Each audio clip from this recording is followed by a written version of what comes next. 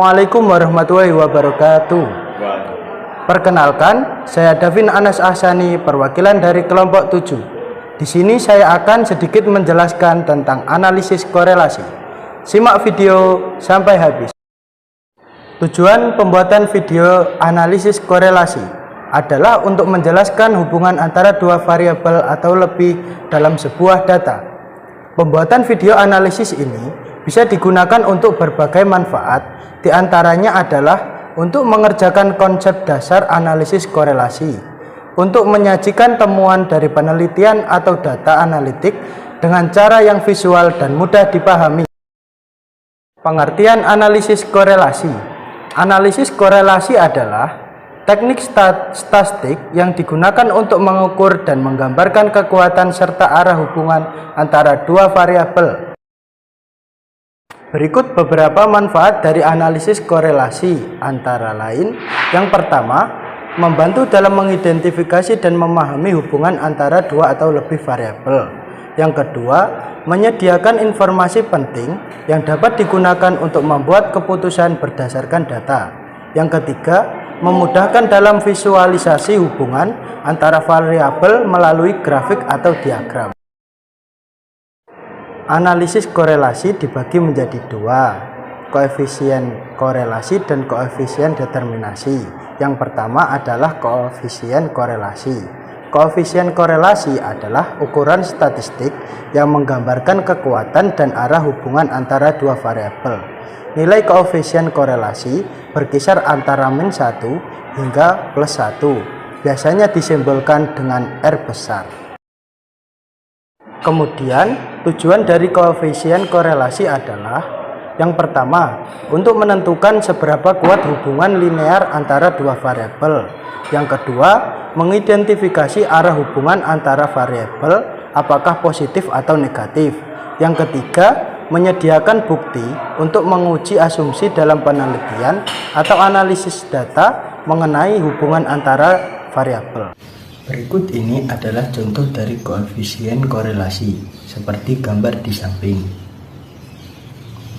Dengan rumus, R kecil sama dengan banyaknya data dikali sigma XY dikurangi sigma X dikali sigma Y per akar dari banyaknya data dikali sigma X kuadrat dikurangi dalam kurung sigma X kuadrat dikali akar dari banyaknya data dikali sigma Y kuadrat dikurangi dalam kurung sigma Y kuadrat. Oke, jadi di sini saya sudah siapkan data atau tabelnya dan ada rumus koefisien korelasi dan rumus koefisien determinasi. Di sini saya akan mencari koefisien korelasi, yaitu dengan klik sama dengan buka kurung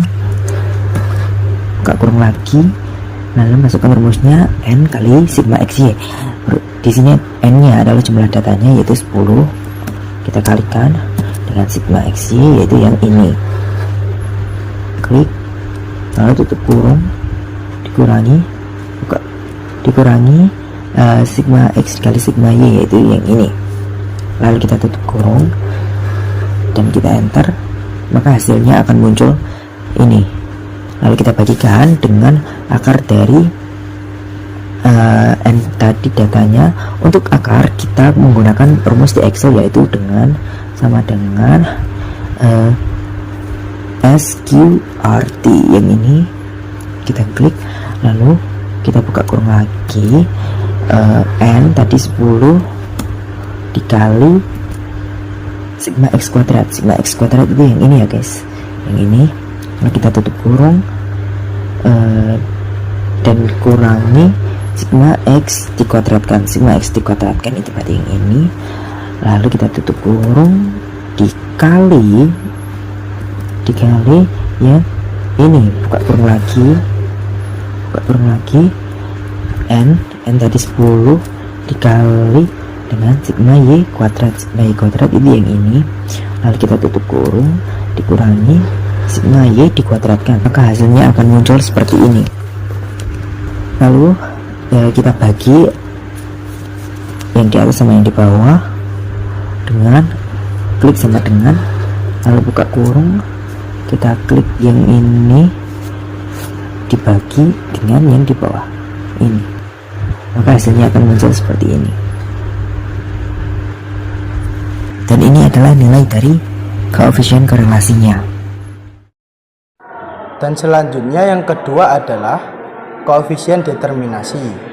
Koefisien determinasi adalah ukuran statistik yang menunjukkan seberapa baik model regresi menjelaskan variabel dalam data. Nilai koefisien determinasi berkisar antara 0 hingga 1. Besarnya disimbolkan dengan huruf R kecil, atau makna lain yaitu rasio dari jumlah kuadrat regresi atau SSR terhadap jumlah kuadrat total atau SST. Kemudian tujuan koefisien determinasi adalah yang pertama, untuk mengukur seberapa baik model regresi menjelaskan variabel dalam variabel independen. Kemudian yang kedua, membantu dalam mengevaluasi seberapa efektif model regresi dalam memprediksi atau menjelaskan variabel data. Yang ketiga, memudahkan perbandingan antara model-model regresi yang berbeda model dengan R kuadrat. Lebih tinggi dianggap lebih baik dalam menjelaskan variabilitas dalam data. Dan juga berikut ini adalah contoh dari koefisien determinasi.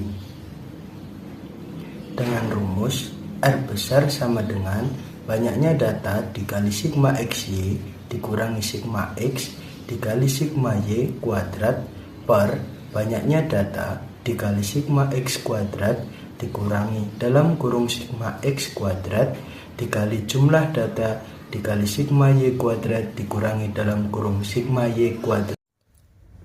Lalu kita mencari nilai koefisien determinasi. Untuk mencari nilai koefisien determinasi, kita tidak perlu memasukkan rumusnya. Langsung saja kita masukkan koefisien korelasi lalu dikuadratkan.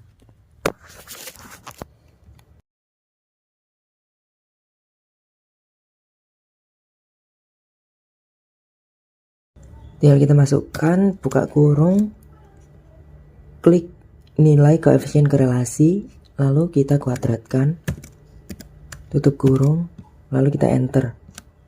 Maka akan muncul nilai koefisien determinasi. Jadi itu tadi adalah penjelasan dari analisis korelasi, mulai dari pengertian koefisien korelasi dan determinasi beserta contohnya. Sehingga dapat disimpulkan bahwa koefisien korelasi adalah alat untuk menilai hubungan antar dua variabel, sedangkan koefisien determinasi adalah menilai seberapa baik nilai variabel yang diprediksi mengikuti hasil pengamatan. Terima kasih sudah menonton video pembelajaran ini. Saya Davin Anas Asani, selaku perwakilan dari kelompok 7, meminta maaf yang sebesar-besarnya apabila ada salah kata. Wassalamualaikum warahmatullahi wabarakatuh.